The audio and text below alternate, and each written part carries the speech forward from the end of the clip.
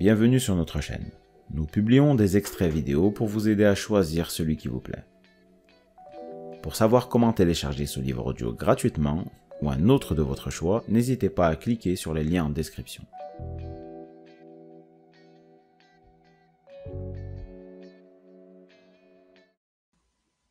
De ces deux phénomènes, des actes répugnants des autres et de notre propre comportement parfois déroutant, qu'en général nous n'avons pas la moindre idée de ce qui les motive. Certes, nous pouvons nous accrocher à des explications simples comme « cet individu est mauvais, c'est un sociopathe » ou « quelque chose s'est produit en moi, je n'étais pas moi-même ». Mais ce genre de description toute faite ne permet pas de comprendre quoi que ce soit et n'empêche pas la répétition des mêmes schémas. En vérité, nous, les êtres humains, vivons en surface, réagissant émotionnellement à ce que les autres disent et font. Nous nous forgeons des opinions de nos semblables et de nous-mêmes assez simplistes. Nous nous contentons de l'histoire la plus facile et la plus confortable à nous raconter.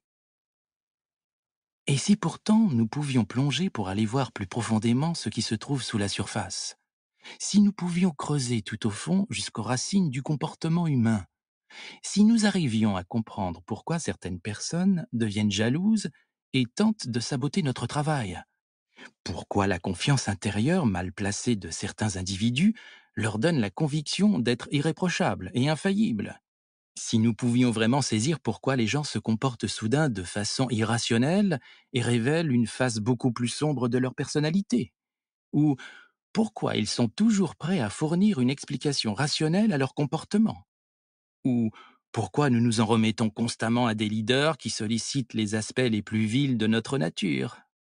Oui, qu'adviendrait-il si nous pouvions regarder tout au fond des êtres et juger leur caractère pour éviter de recruter les mauvaises personnes et nous protéger des relations personnelles qui nous sapent émotionnellement?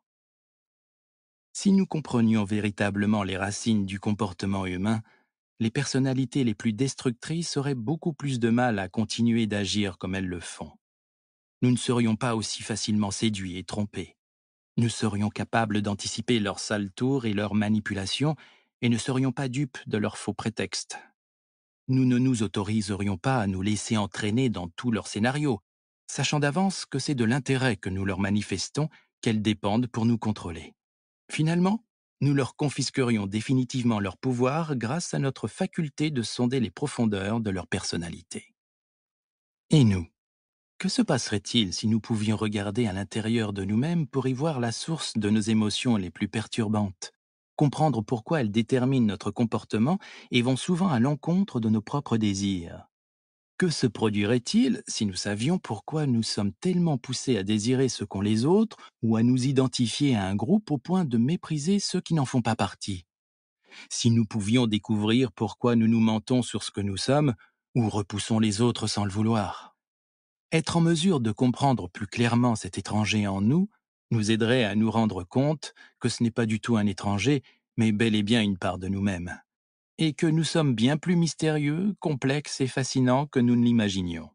Et avec cette nouvelle conscience, nous serions capables de rompre avec les schémas négatifs de notre vie, de cesser de nous trouver des excuses et de mieux contrôler ce que nous faisons et ce qui nous arrive.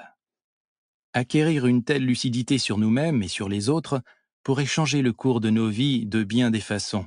Mais débarrassons-nous d'abord d'une idée reçue selon laquelle notre comportement est largement conscient et volontaire. En effet, imaginer que nous ne contrôlons pas toujours nos actes est assez effrayant, mais c'est la réalité. Nous sommes à la merci de forces qui, au plus profond de nous-mêmes, déterminent notre comportement et agissent à notre insu. Nous voyons les résultats, nos pensées, nos humeurs et nos actes, mais n'avons pas vraiment accès consciemment à ce qui motive nos émotions et nous oblige à adopter tel ou tel comportement. Considérons notre colère, par exemple. En général, nous identifions un individu ou un groupe comme la cause de cette émotion. Mais si nous étions honnêtes avec nous-mêmes et creusions plus loin, nous verrions que ce qui déclenche souvent notre colère, notre mécontentement ou notre frustration a des racines plus profondes. L'émotion peut être liée à un événement que nous avons vécu dans l'enfance ou à un ensemble de circonstances particulières. À y regarder de plus près, nous pouvons identifier certains scénarios bien précis. Quand il se passe ceci ou cela, nous nous mettons en colère. Mais au moment où nous éprouvons de la colère, nous ne sommes ni réfléchis ni rationnels. Nous sommes dans l'émotion et cherchons le ou les coupables.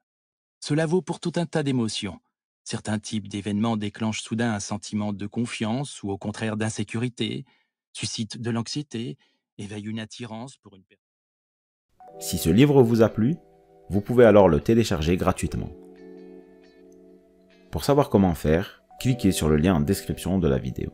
N'hésitez pas à commenter pour nous informer des extraits de livres audio que vous aimeriez écouter.